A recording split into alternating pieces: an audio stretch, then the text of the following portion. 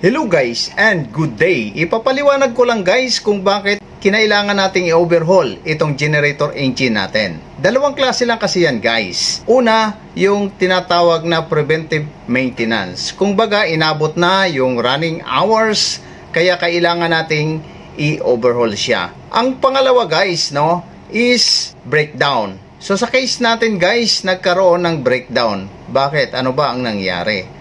All of a sudden kasi guys, no, nagkaroon ng surging yung turbocharger natin. Then napansin natin na hindi na uniform yung lahat ng exhaust gas temperature niya, no? Sa 6 na silindro, hindi na uniform.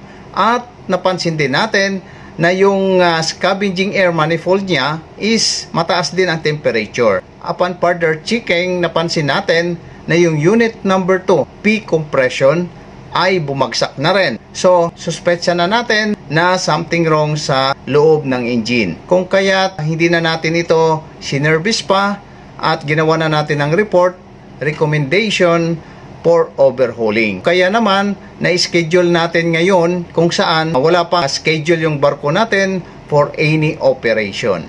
Kaya ito na guys, nandito kami para gawin ang generator engine number 2 natin.